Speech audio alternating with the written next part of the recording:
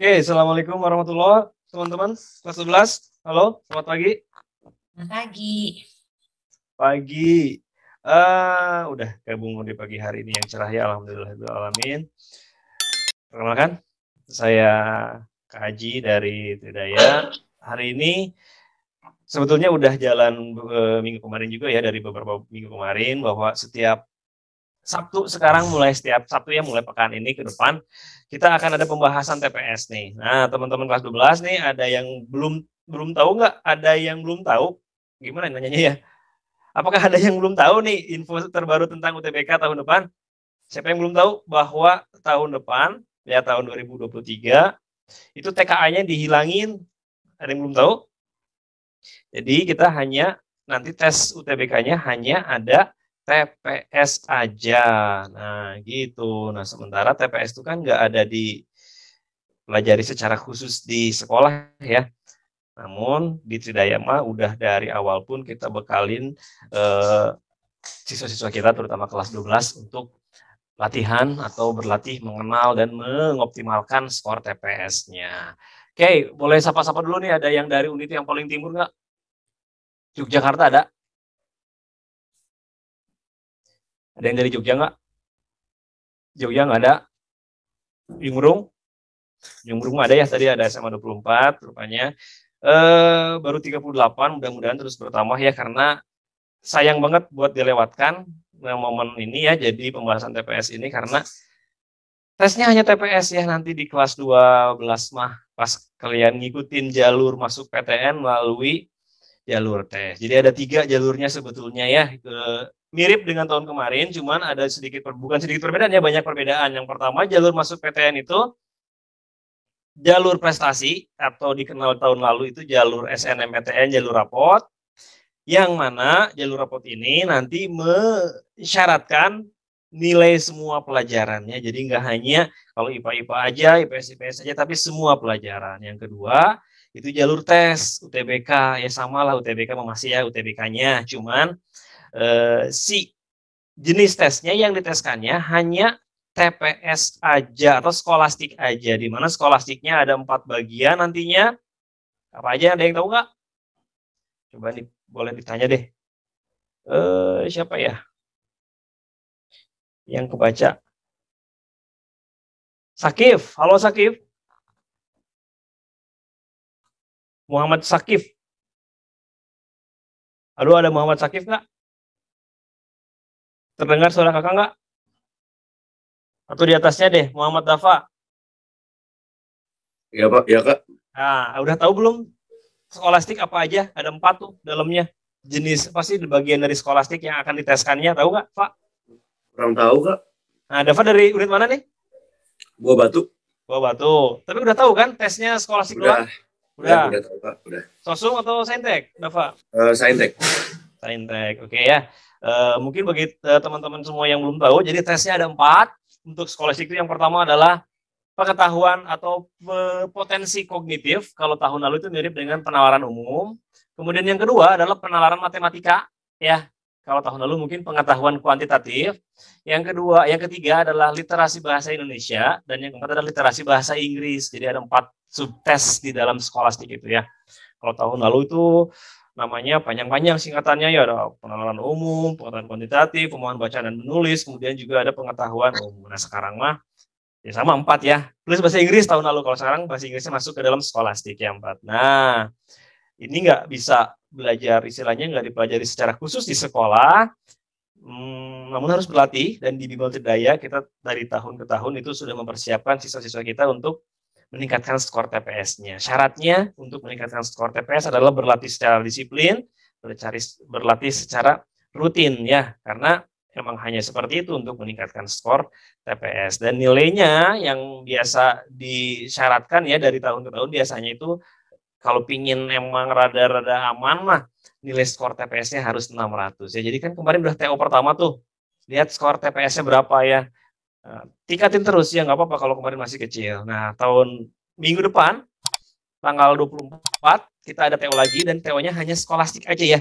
Jadi ini bisa jadi bekal nih untuk latihan nanti ya. Dan terus setiap bulan kita akan ada TO skolastik, mudah-mudahan bisa meningkatkan nilai skor teman-teman ya. Hari ini alhamdulillah sudah bergabung dengan kita ya. Hari ini kita ada pembahasan skolastik khusus bahasa ya. Jadi ada dua sekarang nih, ada bahasa Indonesia dan ada bahasa Inggris. Ya, bersama kakak di sini, bersama kita semua udah ada narasumber yang sudah sangat ahli di bidang kebahasaan. Ya, dua bahasa nih, lahirnya bahasa Indonesia dan bahasa Inggris. Cuman kali ini kita akan membahas bahasa apa ini ya? Kita panggil dulu ya, Miss Mei. Halo Miss Mei. Hai. Hai. Dengar nggak Mungkin ada suaraku? yang udah denger ya, udah denger. Ada yang udah pernah ketemu ya, udah pernah lihat. Mungkin ada juga yang pernah belajar bareng Miss Mei ya. Panggilannya Miss Mei betul ya? Hmm, Merita ya, namanya Miss Merita, cuma dipanggil Miss Mei. Nggak tahu kenapa, mungkin ingin selalu dirindukan ya Miss Mi gitu ya. ya Miss Mi. Miss Mei, hari ini kita akan bahas apa Miss? Kita bakal kenalan dulu nih yang namanya apa ya di PBM itu apa, terus PPU itu apa, terus apa aja sih? Kan kalau dibilang bahasa Indonesia gitu-gitu aja ya. Maksudnya kita lahir di Indonesia, gede di Indonesia gitu. Kenapa sih skor bahasa Indonesia teh? Ya begitu deh gitu. Nah berarti kita harus mulai fokus nih. Mau apa aja yang kita perdalam sambil berapa sih waktu yang kita punya? Kurang lebih 70 menit atau sejam lah ya. Mungkin ya. 70 menit ini tuh 70 menit. maksudnya kita akan kenalan dulu materinya, sama hari ini ada beberapa soal gitu. Kenalan sama soal yang kayak gini loh, nanti UTBK, maksudnya biar enggak apa ya blank-blank banget, ada gambaran lah. Oke. Jadi kalau tahun lalu mah bahasa Indonesia teh nggak dijudulin ya, Miss ya. Dulu mah judulnya teh PBM, pemahaman bacaan dan menulis, dan ada di PPU, pengetahuan dan apa sih? PPU ya, gitu ya. Saya juga jadi lupa ya. Kalau sekarang mah dijudulin secara khusus ya literasi bahasa Indonesia. Jadi emang khusus bahasa Indonesia. Nah, bersama Miss Mei ini nih, teman-teman, nanti kita akan bahas ya gimana soalnya, terus gimana cara mengerjakannya, ya ada trik seperti apa, kemudian juga diajarkan juga konsepnya. Nah, biar mengefektifkan waktu nih, kayaknya udah nggak sabar juga teman-teman. Miss Mei, udah siap? Oke. Oke, untuk Miss Merita, mangga waktu dan tempat kami sediakan buat Miss Merita. Mangga, silakan Miss, nuhun ya. Oke, sip. Halo teman-teman. Jadi hari ini kita akan, dulu ini apa sih? Oke, hari ini kita akan coba apa ya namanya kenalan dulu nih sama tipe-tipe soal dari bahasa Indonesia gitu, karena ini sesuatu yang baru ya. Pak Menteri itu kan pengennya katanya orang Indonesia itu melek literasi, makanya dari ANBK yang dulunya kan kita ada apa UN ditiadakan diganti jadi ANBK, dan yang diteskannya ya tetap itu matematika istilahnya ya, sama numerasi sama literasi. Nah, untuk literasi sendiri sebenarnya kan dulu kita diajarinnya ya yang namanya baca jawabannya pasti ada di teks. Nah, ternyata pas makin ke sini materinya makin ke sana ya. Kita itu pas dilihat loh kok gini sih gitu. Bahasa Indonesia tuh kayak ABCD-nya tuh benar semua. Lalu udah kayak gitu apa namanya teh kok nggak ada di teks. Nah, kita akan apa namanya coba menelusuri. Nah, kalau misalnya apa ya namanya bahasa Indonesia atau UTBK pada umumnya, sebenarnya musuh kita itu adalah waktu. Karena nanti kalian akan dapat soal yang panjang-panjang teksnya dengan waktu yang sangat terbatas. Nah, hari ini kita mau ini dulu deh, kita share dulu apa sih yang akan kita hadapi nanti. Aku share dulu screen-nya ya. Wait. Oke. Ada nggak ya? Semoga ada.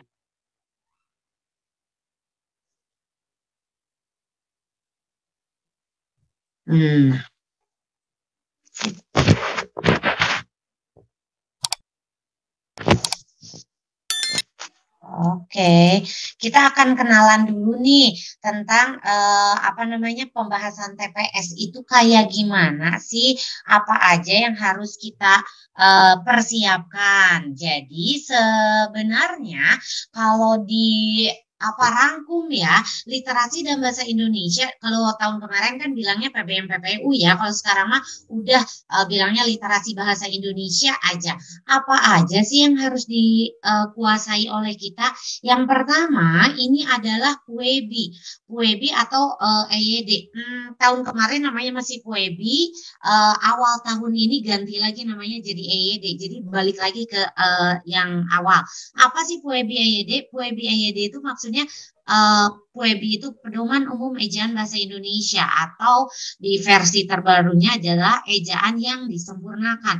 Ini sebenarnya modal kita untuk mengetahui sebuah kata itu benar atau enggak sih, penggunaannya apa sih, maknanya apa. Nah, untuk membantu ini kamu bisa baca-baca lagi buku pedoman PUEBI-nya, sama ada kalau misalnya kalian cari kata baku tidak baku, itu ada PUEBI daring juga ada. Lalu yang kedua tentang makna kata. Sebelum ini dulu. PUEBI itu menyangkut apa saja? Ada 4 hal yang suka keluar di soal. Yang pertama, di PUEBI itu ada yang namanya kata baku tidak baku. Tadi ya, maksudnya kata baku tidak baku ini adalah kata yang sesuai dengan kaidah bahasa Indonesia. Karena kan kita berbicara tidak sesuai dengan PUEBI terus-menerus ya, karena itu akan terdengar kaku. Maka kalau dalam ragam bahasa teks ada yang namanya kata baku.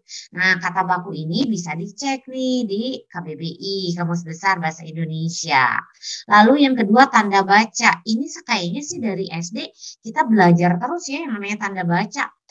Kapan kita pakai titik, kapan kita pakai koma, tanda petik, lalu udah kayak gitu, dan tanda-tanda yang lainnya itu semuanya ada di soal. Itu kalau misalnya kita beruntung, biasanya ada soal-soal yang memang bertanya tentang hal itu.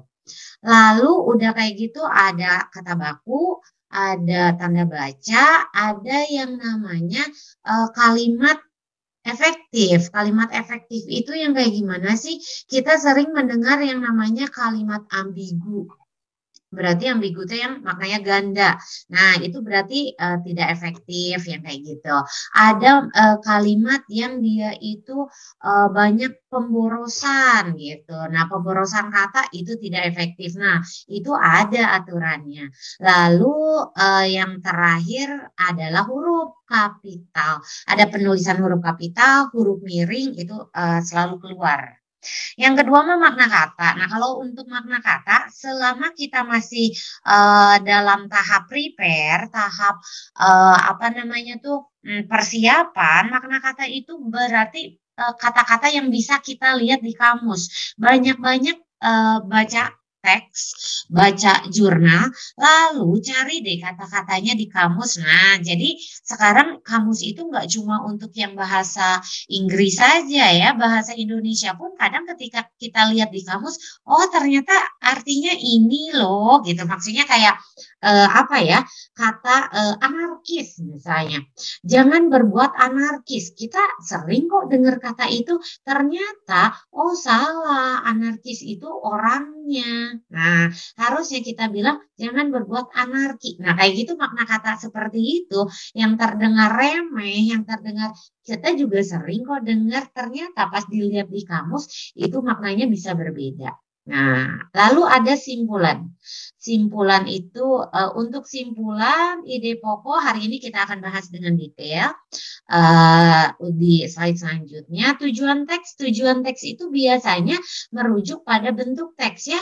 Kita kenal teks-teks dalam bahasa Indonesia dalam berbagai genre. Ada yang namanya deskriptif, teks persuasif, argumentatif, eksposisi, eksplanasi, and so on, itu kan punya tujuan yang beda-beda.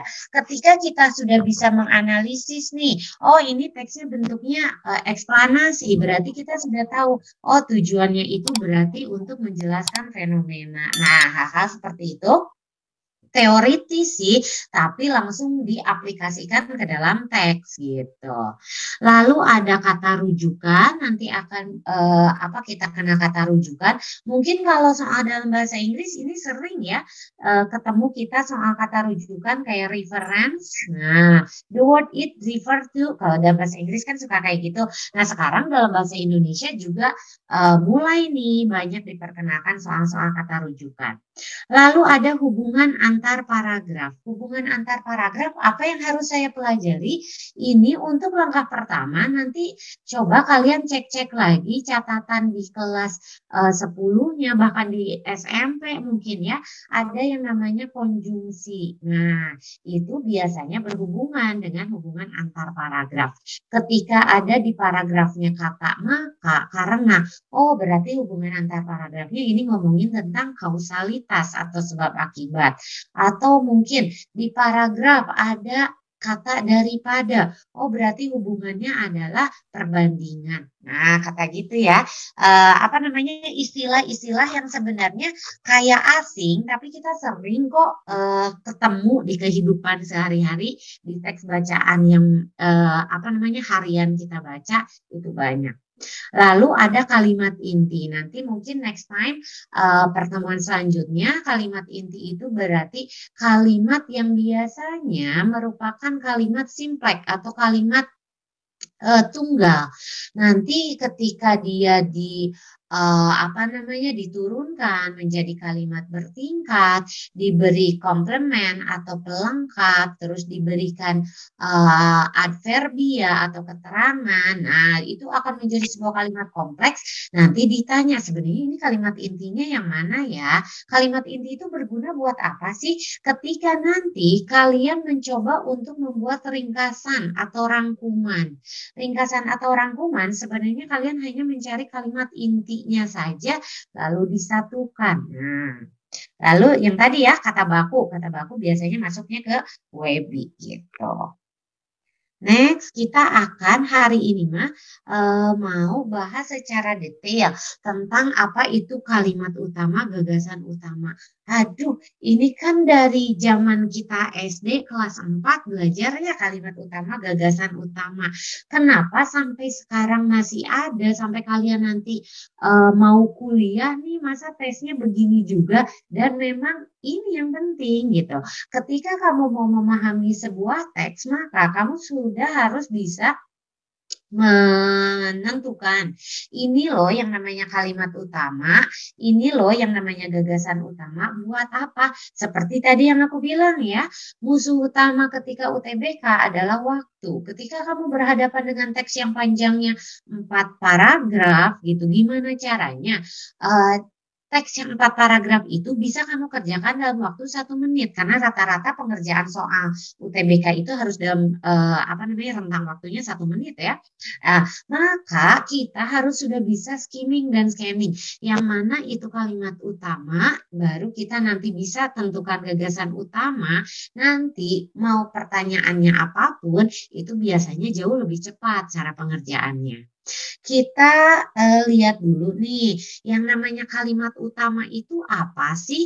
Kalimat utama ini adalah kalimat yang memuat inti dari sebuah penggalan cerita atau paragraf yang memuat semua isi.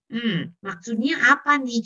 Jadi yang namanya kalimat utama itu namanya adalah kalimat yang ngomongin hal yang umum. Hal yang umum itu berarti bukan detail penjelasan, bukan uraian, bukan contoh. Itu biasanya yang bentuk kalimat utama. Kita tahu sih ya secara teori kalimat utama itu ada di awal, ada di akhir. Tidak ada kalimat utama di tengah. kalimat utama yang tapi aku lihat loh kalimat utama di tengah biasanya itu adalah tipe paragraf deskriptif di mana kalimat utamanya itu menyebar. Maksud menyebar teh dari awal sampai akhir itu sebenarnya kalimat utama. Itu kalau paragraf deskriptif ya. Kalau misalnya paragrafnya berbentuk eksposisi, berbentuk eksplanasi atau paragraf naratif sekalipun sebenarnya bisa dilihat kalimat utama itu berarti cari aja yang ngomongin sesuatu yang umum.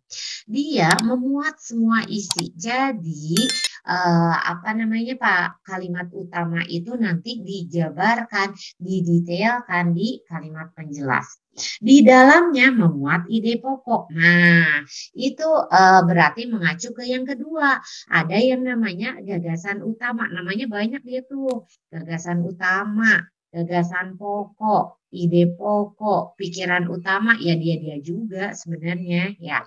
Jadi gagasan utama atau gagasan pokok itu pernyataan yang menjadi inti pembahasan. Lihatnya di mana dong? Lihatnya ya di kalimat utama. Dengan bahasa lain, gagasan utama yang menjadi dasar pengembangan sebuah paragraf. Nanti yang PR kalian itu adalah ya Allah. PR kalian itu adalah cari dulu kalimat utamanya. Kalau sudah ketemu kalimat utama, itu pasti kamu bisa menentukan gagasan utama. Nah, sekarang bedanya apa kalimat utama dengan gagasan utama? Biasanya gagasan utama itu berupa frasa. Kalimat utama berupa kalimat. Nah, kalau yang namanya kalimat itu kan berarti ini ya, lengkap dia. Minimalnya ada subjek, ada predikat. Nah, kalau gagasan utama biasanya dia hanya frasa saja. Biasanya pun dia berupanya frasa nomina. Apa itu frasa nomina? Nah, nanti kita akan lihat secara detail. Kita lihat deh contoh paragrafnya. Biar ngeh ya. Ada paragraf bunyinya gini. Orang yang akan pensiun tidak perlu stres. Pensiun itu maaf ngetiknya bari hulai.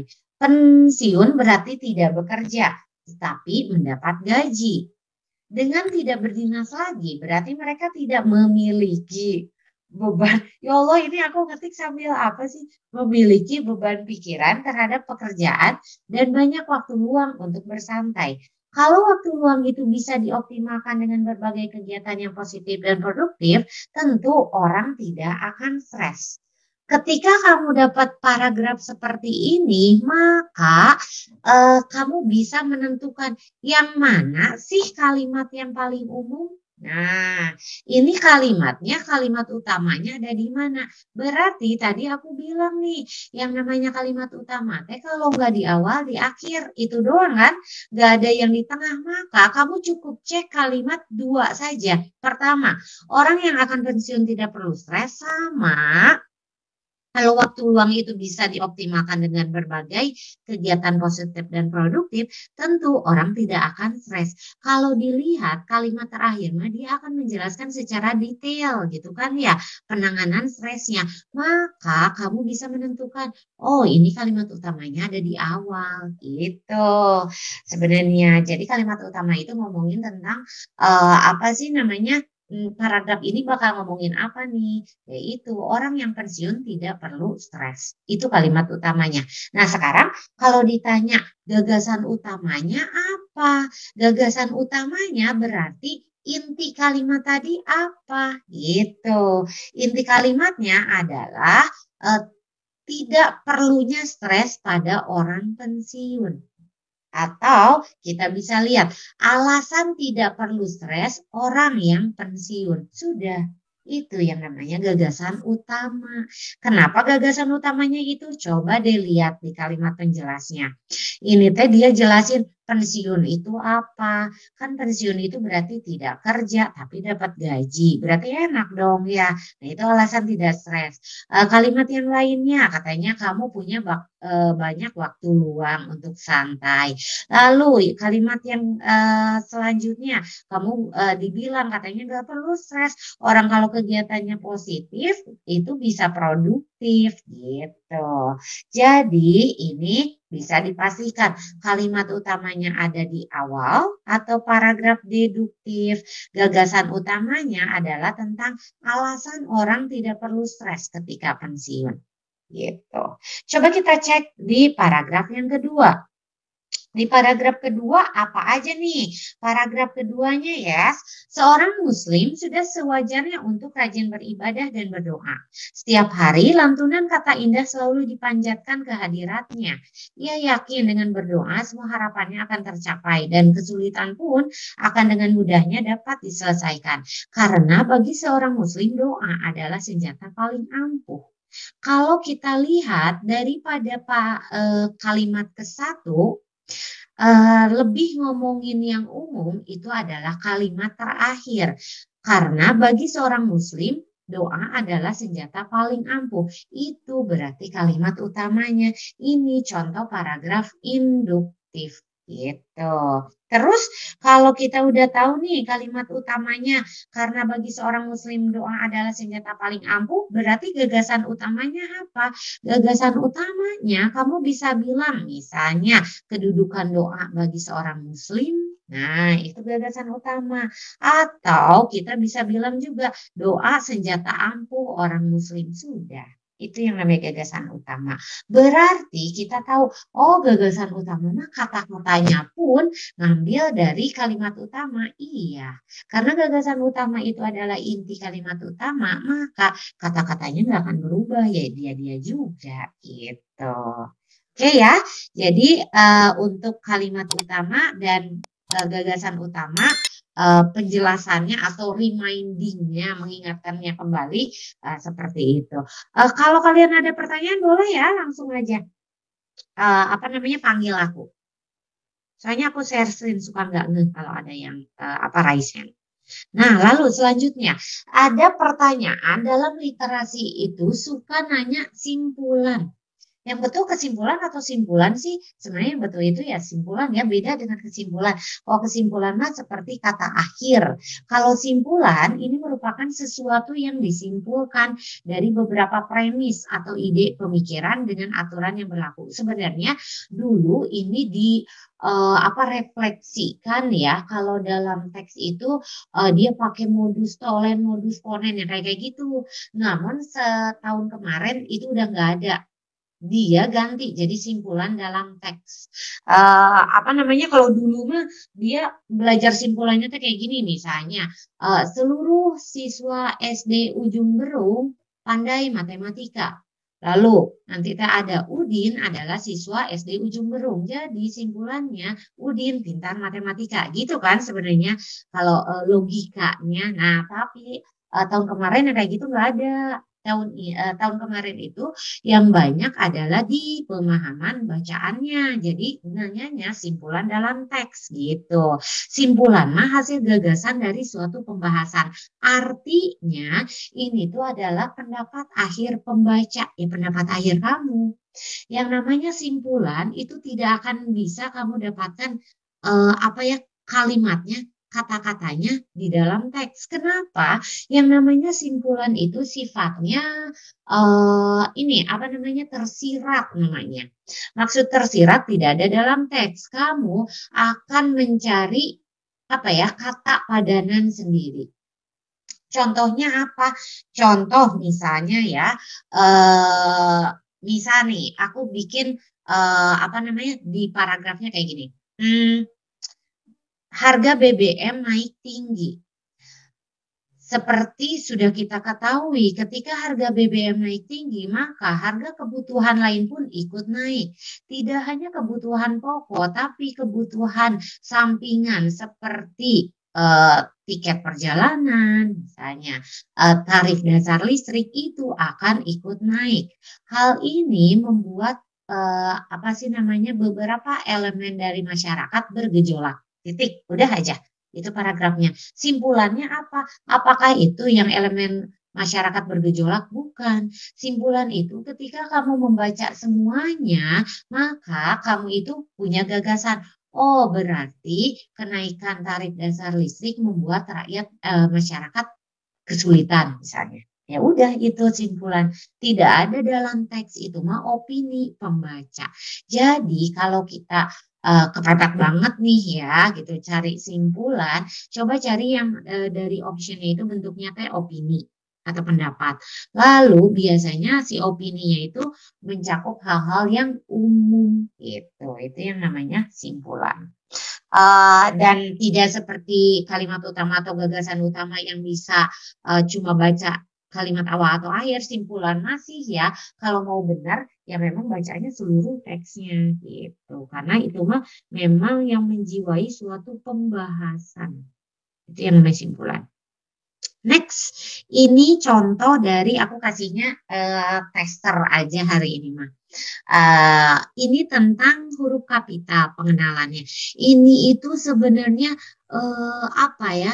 Basic banget, basic penulisan. Cuma karena dari SD kita menganggap ini hal yang sepele, maka tidak dibiasakan gitu. Dulu saya pas SD nemu guru bahasa Indonesia yang benar-benar disiplin itu kelas 6. Dari situ saya belajar kalau yang namanya awal kalimat harus huruf kapital. Itu aja dulu ya si ibunya cerewetinnya.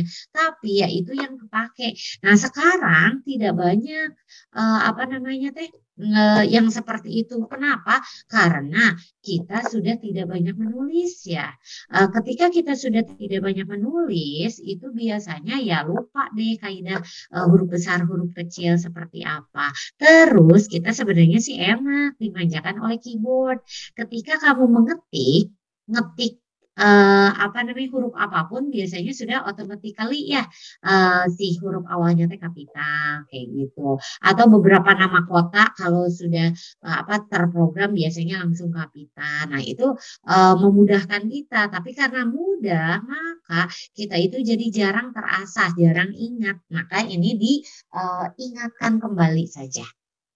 Yes, tentang huruf kapital. Ini yang paling banyak kita pakai. Huruf kapital dipakai untuk apa? Ini adalah huruf pertama awal kalimat atau awal kalimat petikan langsung.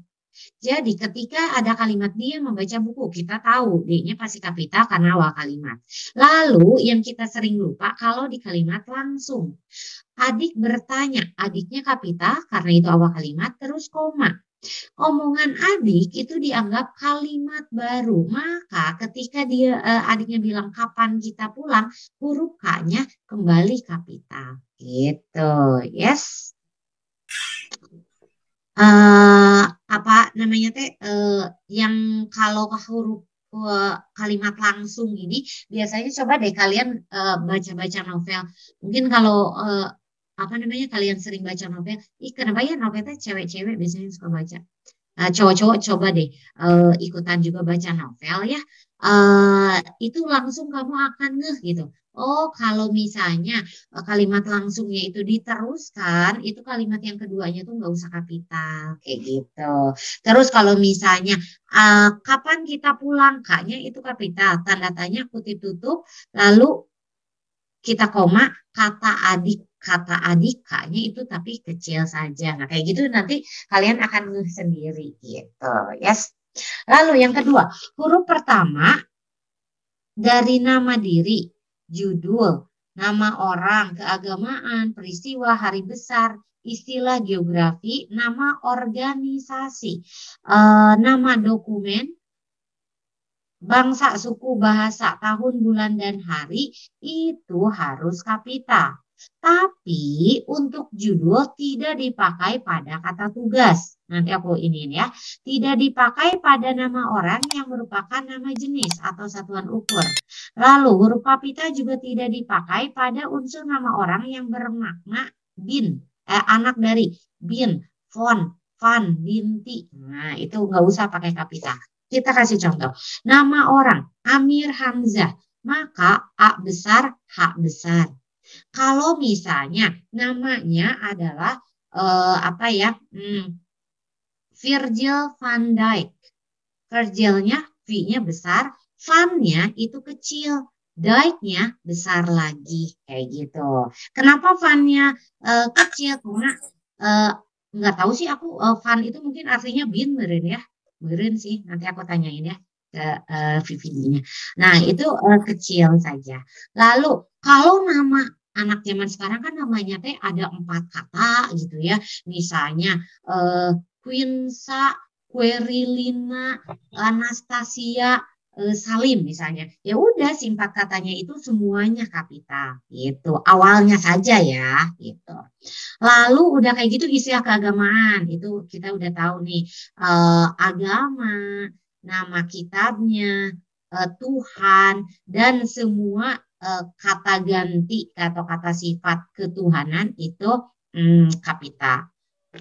Lalu udah kayak gitu apa sih oh iya untuk nama Tuhan yang Maha Esa misalnya T-nya itu besar, yang-nya itu y-nya besar, mahanya juga kapital, esanya itu dipisah, esanya kapital. Harusnya dalam aturan sih ya, kalau misalnya kata sifatnya itu merupakan kata bentukan, misal Tuhan yang Maha Kuasa itu kata bentukan sorry, Tuhan yang Maha Pengasih misalnya, maka yang Maha Pengasih, Maha dan pengasihnya dipisah gitu.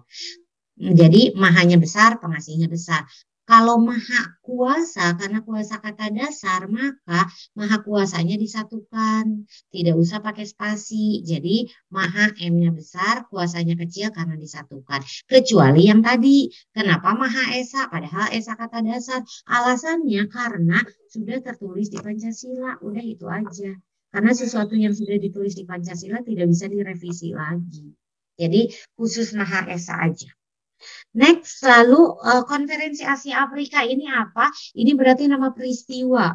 Konferensi Asia Afrika atau misalnya apa ya namanya peristiwa bom Bali. Nah, bom Bali B-nya besar gitu. Terus untuk kata bangsa, bahasa, suku itu kecil, namanya besar. Misal di sini bangsa Amerika, bangsanya kan kecil, Amerikanya yang besar. Bahasa Indonesia, bahasanya kecil, Indonesianya besar. Suku Sunda, sukunya kecil, Sundanya besar, kayak gitu. Tahun Masehi, Masehinya besar. Hari Jumat, H-nya kecil, Jumatnya J-nya besar. Dan menulis kata Jumat nggak usah pakai apostrof ya, nggak usah pakai ain, Jumat saja biasa. Lalu di sini ada pedoman manajemen mutu dan lingkungan. Ini contoh judul. Jadi kalau misalnya kalian menulis judul nanti someday kalian skripsi ya, maka tulis huruf kapital di tiap awal katanya, kecuali kata tugas. Kata tugas itu apa saja sih? Biasanya dan, dari, ke, untuk, yang, itu yang suka dipakai di judul. Nah itu mah kecil. Sisanya kapital gitu. Terus nama organisasi juga misalnya kementerian K-nya besar, pendidikan P-nya besar, dan-nya kecil, kebudayaan K-nya besar gitu. Lalu tadi nama orang kan besar kecuali kalau dia sudah jadi satuan ukur. Kayak misalnya diesel, itu kan nama orang ya. Tapi ketika sudah berganti nama ya D-nya jadi kecil. Ampere, ampere juga nama orang, A-nya jadi kecil gitu. Lalu yang ketiga, huruf pertama nama gelar jabatan tapi yang diikuti oleh nama atau sapaan. Misal, ketika saya bilang dia adalah anak wali kota, wali kotanya kecil saja. Tapi kalau misalnya dia adalah anak dari wali kota Cimahi, nah maka W-nya kapital, Cimahinya kapital. Itu nama gelar jabatan atau apa namanya pangkat juga sama. Kalau misalnya aku ingin menjadi seorang jenderal, J-nya kecil saja. Tapi ketika kita bilang dia anaknya jenderal siapa misalnya jenderal Dadang gitu ya, J-nya kapital, Dadangnya kapital Gitu. Nah, kecuali coba yang lihat yang contoh ketiga. Selamat pagi dokter. Kenapa dokternya kapital? Karena kita menggunakan kata dokter ini sebagai sapaan. Jadi ketika kita memanggil orang dengan dokter, bos, bu guru, nah itu menjadi kapital gitu. Next nomor 4, huruf pertama atau kata sapaan termasuk kata Anda. Anda, saudara, kalau kita menyapa, ini berarti harus kapital. Kata saudara hati-hati ya. Bisa, kalau kita bilang, dia adalah saudara Presiden Jokowi. Saudaranya kecil saja. Tapi ketika kita bilang misalnya, mau apa saudara datang kemari? S-nya itu kapital. Karena saudara di situ adalah apa ya namanya teh menyapa. Lalu huruf pertama singkatan gelar, itu mah jelas lah ya. Kalau untuk gelar dia ada aturannya sendiri-sendiri. Jadi kayak misalnya gimana sih nulis sarjana sastra misalnya. Sarjana sastra itu yang S titik S besar lagi titik. Kalau sarjana pendidikan misalnya S titik P-nya besar. Terus D-nya kecil titik lagi. Nah kayak gitu itu ada aturannya. Jadi ketika apalagi sekarang kuliah itu jurusannya aneh-aneh banyak sekali, berarti nama sarjana makin banyak. Itu coba dicek saja kayak dokter juga, dokter spesialis anak sama dokter spesialis anestesi itu sama-sama A juga, tapi ternyata kalau anak apa, kalau anestesi apa. Nah itu ada aturannya. Yes, materi hari ini sudah ya, materinya itu saya akan share soal. Yes, kita akan langsung ke ini soal, wait. Iya. Aku stop sharing dulu. Di hari ini ada soalnya untuk TPS UTBK seri 2. Aku nggak tahu sih kalian punya print out-nya atau enggak ya. Oke, kalau ada boleh sambil dilihat.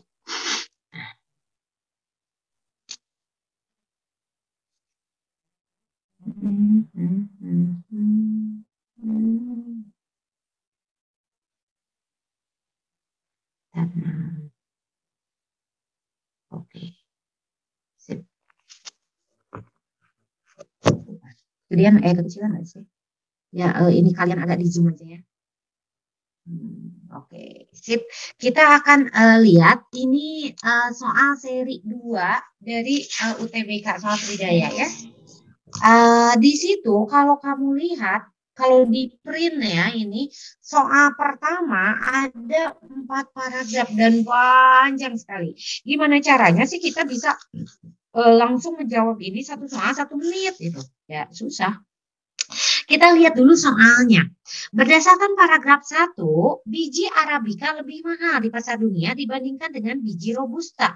Perbedaan kedua varietas ini terletak pada, ya sudah kita baca dulu deh yang paragraf 1. Berapa menit lagi? Oh, masih 20 menit lagi nyantai. Kopi adalah jenis minuman yang penting bagi sebagian besar masyarakat di seluruh dunia. Kopi yang dijual biasanya adalah kombinasi dari biji yang dipanggang dari 2 varietas pohon kopi, Arabica dan Robusta. Biji Arabica lebih mahal di pasar dunia karena memiliki rasa yang lebih ringan dan memiliki kandungan kafein 70% lebih rendah dibandingkan dengan biji Robusta. Negara-negara yang mendominasi produksi kopi dunia berada di wilayah Amerika Selatan, Afrika, Asia Tenggara, Asia Tenggara Indonesia adalah salah satu negara produsen dan eksportir kopi paling besar di dunia. Nah, di sini berdasarkan paragraf 1 nih. Kalau kita lihat, berdasarkan paragraf 1, sorry. Maka katanya biji Arabica itu lebih mahal dengan Robusta. Bedanya ada di mana? Itu ada di rasa dan tingkat kafein. Itu ada di yang ini ya, ada di apa namanya teh? Teksnya langsung. Ini yang sorry. Aku ngeklik apa sih? Oh, ngeklik ini ya. Edit. Maaf, nggak usah diedit. Nomor 1 itu adalah yang rasa dan tingkat kafeinnya. Kita lihat yang soal nomor 2. Tuh. Untuk sorry. Untuk soal yang nomor 2. Berdasarkan paragraf 2. Mana pernyataan yang tidak benar? Kalau misalnya nih kita mau bilang berdasarkan paragraf 2, maka yang tidak benar yang mana? Berarti kita harus lihat nih paragraf 2-nya ngomongin apa dulu gitu kan? Nah, kita lihat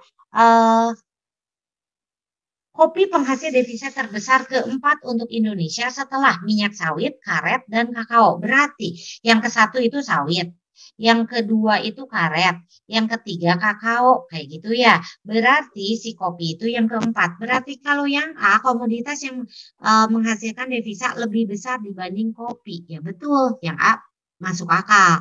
Berarti bukan jawabannya. Karena ini mencari yang tidak benar ya. Yang kedua, perkebunan kopi relatif kecil menjadi penyebab daya saing. Coba kita lihat di situ. Katanya saat ini kebun kopi di Indonesia totalnya 1,24 juta hektar. Lalu yang paling terkenalnya kopi apa? Ekspor kopi itu hanya bagian kecil dari total ekspor kopi di Indonesia. Berlawanan nih dengan Vietnam. Indonesia tidak punya perkebunan kopi yang besar. Nah, di situ bisa dibilang sehingga katanya ya menemukan lebih banyak kesulitan untuk menjaga volume produksi dan kualitas yang stabil sehingga daya saing kopi Indonesia kurang kuat. Berarti yang B itu betul juga. Kita lihat yang C. Yang C dibilang sebagian besar hasil produksi biji kopi Indonesia varietas robusta. Nah, ternyata di situ ada katanya apa namanya? Kalau ini ya, kalau dilihat si iniannya si apa di jumlah hektarnya yang namanya robusta mas 933. Soal yang sedang dibahas bisa. Oh ya, aku pikir yang ininya 933 hektar itu yang robusta, 307 hektar itu Arabica. Berarti perkebunan yang apa namanya robusta lebih besar. C, betul. Yang D, Vietnam memiliki perkebunan kopi yang lebih besar. Yaitu tadi dibilang di kalimat yang terakhir ya, berlawanan dengan Vietnam. Indonesia tidak punya perkebunan kopi yang besar. Artinya Vietnam lebih besar. Berarti yang salah yang E dong. Mari kita lihat. Vietnam salah satu negara produsen dan eksportir kopi paling besar di dunia setelah Indonesia. Nah, itu yang salah. Kenapa? Indonesia aja kalah dari Vietnam. Berarti ya Vietnam lebih atas dari Indonesia dan nggak dibilang keberapa. Nomor 2 berarti yang E. Gitu. Nomor 3. Ini sengaja aku nggak apa namanya nggak ciriin apa tuh ya nggak dikasih tanda jawabannya. Maksud aku kalau kalian nggak punya jadwal kan itu bisa di SS gitu ya. Nah, kalian bisa isi lagi gitu di rumah, maksudnya gitu gengs. Nomor 3, mana di bawah ini yang bukan merupakan pendominasi produksi kopi dunia?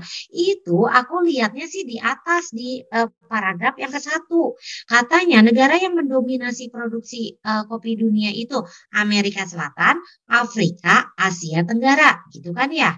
Berarti yang A itu masih masuk akal karena Indonesia di Asia Tenggara. Yang B itu juga masih masuk akal karena Vietnam itu di Asia Tenggara dan Kolombia di Amerika Selatan. Itu ya. Jadi rada-rada diingat kembalilah pelajaran geografinya. Nah, kalau yang C gimana? Yang C ujug-ujug ada kata Jerman di situ. Sedangkan kita tahu tadi itu kan wilayahnya cuma Amerika Selatan, Afrika, dan Asia Tenggara. Dan as we know ya, seperti yang kita tahu, Jerman mah panan ayah di Eropa. Berarti ya nggak masuk ke hitungan itu. Aku lihatnya di situ. Itu yang C. Nah, itu loh maksudnya. Literasi itu. Jadi literasi itu nggak melulu ada di dalam teks tadi yang saya bilang ya. Berarti kita dituntut juga untuk ada pemahaman atau pengetahuan umumnya. Kalau yang D di situ ada Ethiopia, meskipun wallahu alam ya, apakah negara Afrika yang dimaksud itu Ethiopia atau bukan gitu. Cuma kan lebih masuk akal karena Ethiopia ada di benua Afrika gitu. Loh. Next, kita akan move ke teks yang kedua. Tentang, orang ini kemana ya sekarang ya? Samuel Alexander Peter atau yang lebih dikenal dengan nama Young Lex adalah seorang penyanyi rap Indonesia. Young Lex memulai karirnya tahun 2011 dengan menjadi seorang penyanyi beraliran hip hop. Ia dikenal sebagai sosok yang erat dengan kontroversi dan sering kali berurusan dengan haters. Namun, pribadi yang negatif tidak berarti tidak populer. Karena memang di Indonesia itu gitu ya, penyakitnya lebih populer ya, lebih dibenci ya lebih populer. Nyatanya, Young Lex merupakan rapper di Indonesia yang memiliki impact yang cukup besar. Hal ini dilihat dari jumlah viewers lagu di YouTube dan jumlah pengikutnya di beberapa sosmed. Di IG sendiri, ketika teks ini dibuat, Young Lex itu punya 1,2 juta followers. Jumlah yang sama juga ada di kanal YouTube-nya. Yang paragraf keduanya, karir mulai menanjak melalui kolaborasinya dengan YouTubers di lagu Ganteng-Ganteng Swag. Dirilis 5 Maret 2016 silam. Nah, di situ dia naik, orang kenal sama dia. Setelahnya, maksudnya setelah GGS itu dia kolaborasinya dengan Awkarin. Meren, kalian masih ingat ya, atau kalian masih SD ya ketika lagu itu keluar? Si video klipnya teh Awkarinnya teh naik kuda teh ya. Itu katanya liris lagu, judulnya itu Bad. Lalu lagu tersebut menjadi sensasi di dunia maya. Lagu Bad bahkan lebih banyak dislike-nya dibanding like di YouTube. Bahkan komentar negatif pun membanjiri kolom komentarnya. Setelahnya ia menjadi sering, maksudnya setelah Bad itu, si Young Lex itu sering menjadi narasumber di media Indonesia dan sering menyampaikan statementnya yang kontroversial. Kalau diperhatikan, kenapa sih di teks itu banyak kata-kata yang berhuruf miring? Ada kata haters, rapper, impact, viewers, follower. Kalau dilihat itu adalah kata-kata berbahasa asing. Jadi kalau dalam bahasa Indonesia, teks bahasa Indonesia, kita memakai istilah asing, nah, itu berarti harus dimiringkan. Kecuali kata asing itu sudah diserap menjadi bahasa Indonesia, ya nggak usah. Contohnya apa ya? Contoh misalnya kata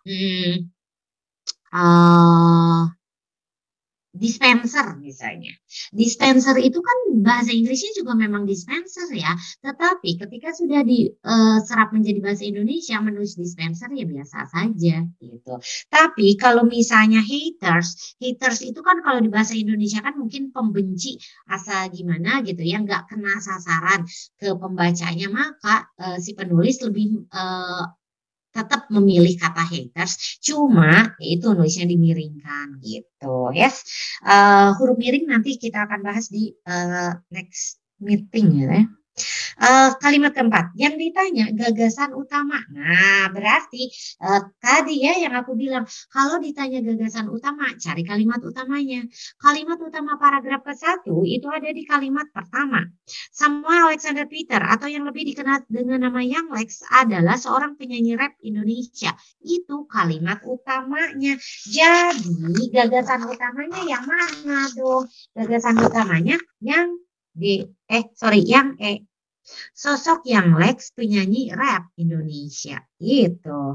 Taunya dari mana? Ya tadi ada di kalimat yang ke-1. Jadi kalau udah tahu mah easy ya, kalian bisa langsung baca kalimat 1 langsung ketahuan gagasan utamanya. Soal nomor 5 sekarang. Berdasarkan teks di atas, bukti kalau Young Lex punya pengaruh yang kuat dalam permusikan Indonesia apa sih? Nah, tadi dia memakai kata impact untuk pengaruh katanya. Di situ pengaruhnya ada apa sih? Di teksnya dibilang katanya impact Young Lex besar karena dilihat dari banyaknya jumlah viewers dan followers dari IG dan YouTube-nya. Jadi yang nomor 5 itu adalah yang D, Dodo. Yang namanya pengaruh kan bebas ya, mau pengaruh baik, mau pengaruh buruk gitu. Pokoknya ketika dia ada impact ya, viewersnya banyak ya sudah gitu. Itu berarti yang D, Dodo. Ini ada yang namanya kalimat sisipan. Kalimat sisipan teh apa sih? Jadi biasanya di soal itu ada satu kalimat atau bahkan satu paragraf. Terus kalian diminta untuk memprediksi kira-kira bagusnya si kalimat atau paragraf ini ditempelkan, disisipkan di mana. Kalau ada kalimat gini, akan tetapi penerimaan masyarakat pada dirinya setelah lagu tersebut diliris justru berkurang. Maka kalimat di atas tepat jika diletakkan pada kapan. Nah, kalau kita lihat nih ya, kan kalau setelah lagu tersebut diliris justru berkurang. Yang mana sih apa namanya? Yang bikin dia penerimaan dalam masyarakatnya berkurang, ternyata kan kalimat yang ke satu mah karirnya menanjak pas GGS, itu mah berarti kan penerimaan naik nih. Lalu setelahnya ia berkolaborasi dengan band Aukarin, lagu tersebut jadi sensasi. Nah, sensasinya apa? Sensasinya ternyata penerimaannya turun. Taunya dari mana? Karena meraih dislike-nya banyak. Berarti lebih banyak yang nggak sukanya berbanding terbalik dengan si lagu GGS gitu kan. Maksudnya ketika GGS mah dia gaining popularity alias mendapatkan popularitas berarti positif. Lalu dia teh sekarang mah setelah GGS dia jadi BD. Ternyata dislike-nya banyak. Artinya di antara launching bad dan dislike banyak ada kalimat penerimaan masyarakat ternyata turun atau berkurang. Kalimat ini harusnya disisipkan di paragraf kedua setelah kalimat kedua yang B. Nomor 7. Ide pokok. Nah, kita lihat lagi nih. Wah, ide pokok berarti cari deh kalimat utamanya gitu kan. Kalimat utama paragraf 2 di apa namanya? Kalimat yang ke-1. Karirnya mulai menanjak melalui kolaborasi dengan YouTubers di lagu GGS. Itu ngomongin tentang karir.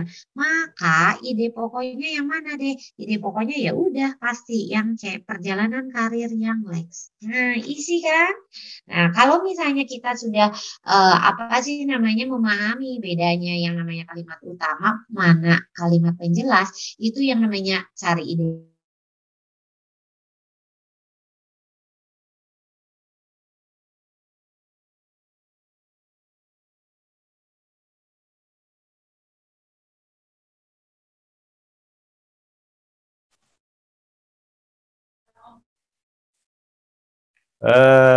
Teman-teman tunggu bentar ya. Tunggu sebentar ya. Koneksi Ya. aku reconnect. Reconnect dulu. Recording in progress. Mulai masuk lagi, yes?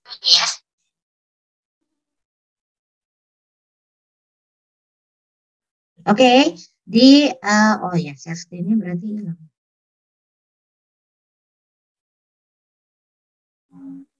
Cep. Ini di teks yang ketiga sekarang. Kita coba ya teknik kita skimming dan scanning. Kita lihat dulu soalnya. Contohnya, nomor 8 ya. Kalimat utama paragraf ke-1. Nah, maka kita lihat dulu deh di kalimat di paragraf ke-1 kalimat utamanya yang awal atau yang akhir. Kita lihat kalimat yang ke-1. Rasa senang dan susah dikira akan berlangsung terus. Kalau kalimat terakhir, rasa senang dan susah seakan telah mewarnai seni hidup kita.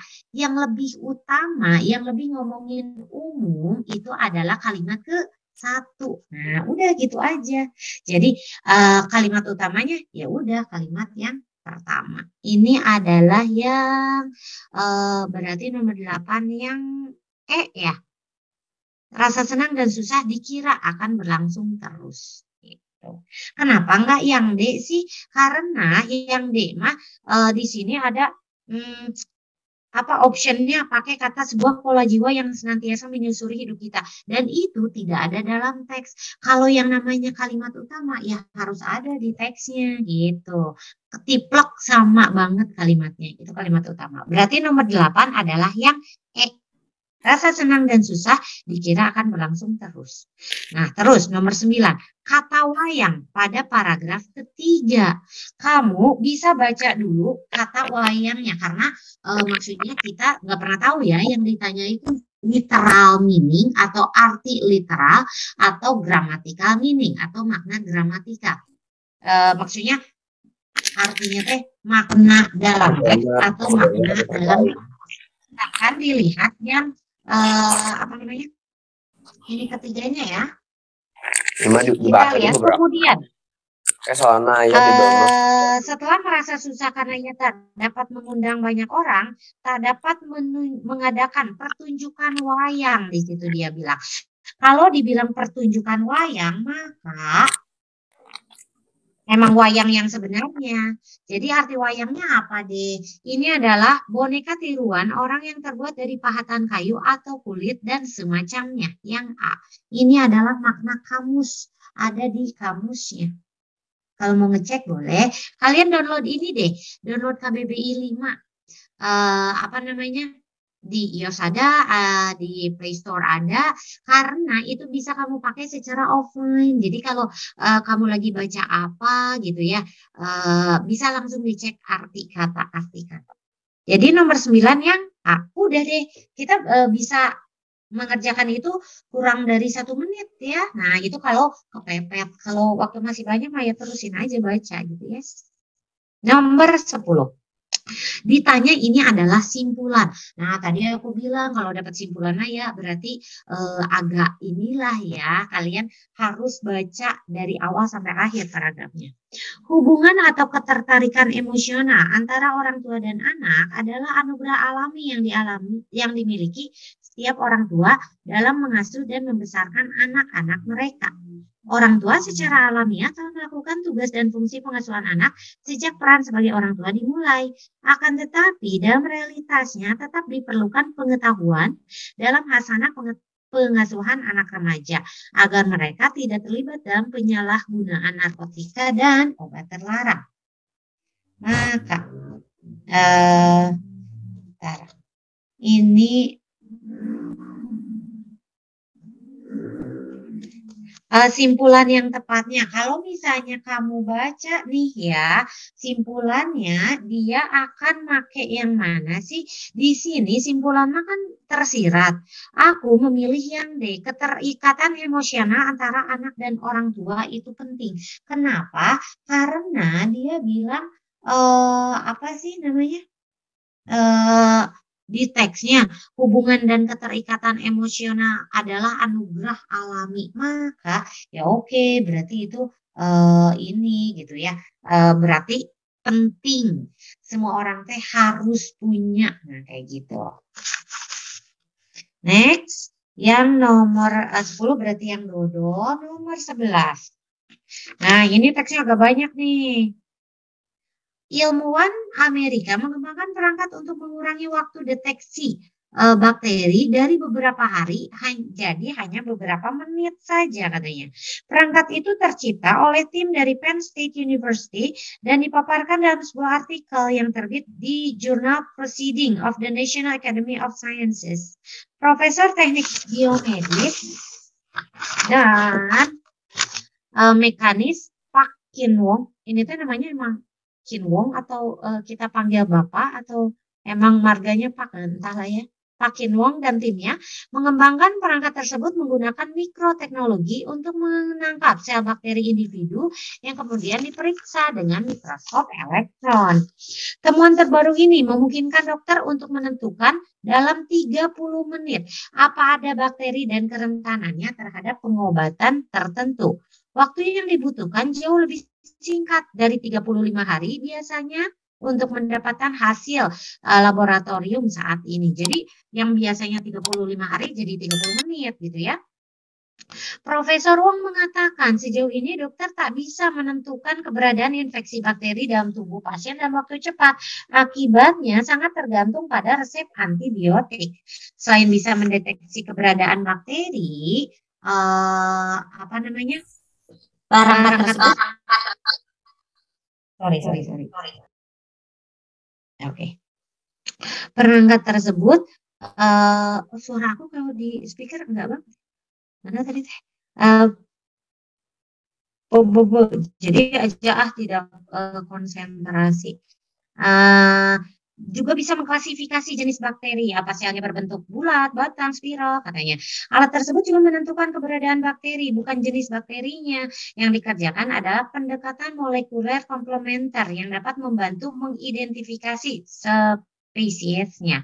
Setelah menemukan adanya bakteri, sampelnya diberikan antibiotik untuk menentukan apakah jenis bakteri itu punya resistensi atau tidak. Dalam kasus seperti ini, intervensi antibiotik terbukti tidak efektif gitu. Profesor Wong bla bla bla, kandung kemih merupakan salah satu penyakit akibat infeksi bakteri yang paling populer. Namun ada lebih 75% spesimen urin yang diuji laboratorium klinis bla bla bla negatif. Wong mengatakan bahwa pihaknya sudah mengajukan paten sementara untuk perangkat yang dikembangkan dan diharapkan bisa menjual alat itu ke pasaran dalam waktu 3 tahun. Akan tetapi sebelumnya mereka berharap bisa memperkecil ukuran alat agar bisa digunakan di rumah sakit dan tempat praktek. Maka judul yang tepat, kalau untuk menentukan judul kayak gimana sih? Menentukan judul itu kita lihat kalimat utama, biasanya karena ini jurnal ya, kalimat utama paragraf pertama deh dilihat. Itu ngomongin apa? Kalau dilihat kan ilmuwan Amerika mengembangkan perangkat untuk mengurangi waktu deteksi bakteri dari beberapa hari menjadi beberapa menit. Nah, itu bisa menjadi judul. Karena kalau teks selain jurnal ya, teks berita juga sama. Teks jurnal, berita itu yang menjadi inti paragraf biasanya ada di kalimat utama paragraf pertama gitu. Berarti judul yang tepatnya apa dong? Yang A, ilmuwan Amerika kembangkan perangkat deteksi bakteri dalam hitungan menit. Udah deh. Yang kalimat. Soal nomor 12, kata yang tepat untuk melengkapi titik-titik paragraf 4. Oh. Tadi ya, menurut Profesor Wong, bla bla bla kandung kemih merupakan salah satu penyakit akibat infeksi. Dari situ aja udah ketahuan, ya udah berarti infeksi kandung kemih gitu. Nomor 13. Pernyataan yang jawabannya ada dalam teks. Nah, ini agak-agak tricky nih soalnya. Kalau yang pertama, kapan alat pendeteksi bakteri mulai dijual di pasaran? Tadi ada loh omongan 3 tahun gitu ya. Apakah itu jawabannya? Tapi coba dilihat ya, itu teh kalimat kedua terakhir. Wong mengatakan pihaknya sudah mengajukan paten sementara untuk perangkat yang dikembangkan dan diharapkan. Jadi baru harapan, belum tentu juga dalam 3 tahun bisa dipasarkan. Berarti yang A belum ada jawabannya. Yang B kita lihat, mengapa banyak dokter yang tidak menggunakan alat deteksi yang baru? Ya nggak ada jawabannya ya, orang tidak ada juga statement dokter nggak pakai alat ini juga nggak ada. Berarti yang B nggak ada juga. Yang C, bagaimana proses alat tersebut dapat mendeteksi jenis bakteri? Tadi dibilangnya katanya ya, si alatnya itu bukan ngomongin jenis bakterinya, dia mah hanya pendekatan molekul komplementer gitu. Berarti yang C tidak ada jawabannya. Yang D, di mana alat tersebut digunakan pertama kali? Nggak ada, dibilang orang belum digunakan oleh dokter, dia mah baru diciptakan, ya mungkin uji coba saja. Jadi yang paling masuk akal, aduh apa tuh cuan tengah bulan ya, terima kasih Grab. Jadi yang paling masuk akal ini adalah yang apa fungsi lain yang ditemukan ilmuwan Amerika selain mendeteksi keberadaan bakteri? Nah, emang ada fungsi lainnya ada di paragraf ketiga. Selain bisa mendeteksi keberadaan bakteri, perangkat tersebut juga bisa mulai mengklasifikasi jenisnya. Nah, gitu. Berarti yang pertanyaannya ada jawabannya yang E. Nomor 14, kata berimbuhan yang salah. Ini ada di paragraf 1. Kita udah mau 5 menit, guys. Ilmuwan AS mengembangkan perangkat untuk mengurangi waktu deteksi dan beberapa hari jadi beberapa menit. Perangkat itu tercipta oleh tim. Kata tercipta itu kurang tepat. Kenapa? Karena tercipta itu di sini terkesan kayak sesuatu yang tidak disengaja gitu ya. Maka kata tercipta itu kurang tepat. Harusnya perangkat tersebut diciptakan. Itu jauh lebih lebih enak ya. Maknanya lebih kena. Berarti nomor 14 yang C, tercipta. Nomor 15 Nomor 15 ini ada penulisan huruf kapital yang tepat. Kita lihat apakah yang A. Karena sedang ada perbaikan, saudara dimohon memakluminya. Mungkin itu benar. Kita lihat dulu yang B. Muhammad Hatta, itu betul ya. Nama kapital adalah wakil presiden pertama RI. Ini yang salah adalah kata pertamanya. Karena itu sudah merupakan satu kesatuan. Jadi harusnya P-nya kapital. Yang C, daerah ini merupakan penghasil gula merah dan gula Jawa. Ini emang enggak harus ada kapital di situ mah. Gula Jawa J-nya harusnya kecil saja. Yang D, Kementerian Pendidikan dan Kebudayaan harusnya dan-nya itu kecil saja. Kenapa? Karena dan itu merupakan kata tugas. Jadi nggak usah kapital. Kalau yang E, untuk menjaga stabilitas di kawasan Asia Tenggara, itu nama kawasan Tenggaranya bukan nama mata angin, maka T-nya harusnya kapital. Berarti yang paling tepat adalah yang A, saudaranya memakai kapital karena itu kata sapaan gitu. Shadaqallahul adzim ya. Alhamdulillah hari ini kita sudah selesai nih membahas yang paket 2 bahasa Indonesia. Nanti sesi keduanya kalian akan meneruskan dengan pembahasan bahasa Inggrisnya. Oke. Terima kasih atas perhatiannya. Saya kembalikan ke moderator Kasunyo, mangga. Oke, makasih Miss. Ilmu yang sejam tapi banyak ya teman-teman. Mudah-mudahan bisa diingat-ingat terus nih, banyak sekali ilmu yang diberikan oleh Miss Meta tadi barusan ya. Sampai dengan akhirnya Shadaqallahul Adzim dari barusan ya. Kita belajar nama apa tadi, huruf kapital ya, aturan-aturannya seperti apa gitu kan ya. Bahwa kata sapaan ini salah satu contohnya harus huruf gede gitu ya Miss ya. Ini menandakan bahwa orang Indonesia memang menghargai orang lain ya Teh ya Miss ya. Jadi Anda saudara itu gede, beda sama orang barat kan, yang gedenya tuh I gitu kan ya. Yang lainnya kecil. Yang lainnya kecil. Kalau kita mah emang sangat menghargai orang lain. Nah, itu bahasa Indonesia ya. Jadi download, soalnya boleh di-download tadi di link yang udah Kakak berikan barusan di chat. Sengaja Kak Miss Merita nggak dicoretin ya jawabannya ya, biar teman-teman semua di sini kelas 12 bisa mengisi ulang ya Miss ya. Karena ya biar berlatih lah ya. Jadi ada proses berlatihnya. Jadi memahaminya dalam bentuk proses gitu ya, nggak hanya mendengar, melihat, kemudian nyoret aja, tapi ada proses mengulanginya. Nah, langsung nih kita kan tadi bahasa Indonesia ya, makasih banyak nih Miss Merita ya. Sekarang kita akan masuk ke sesi bahasa Inggrisnya nih.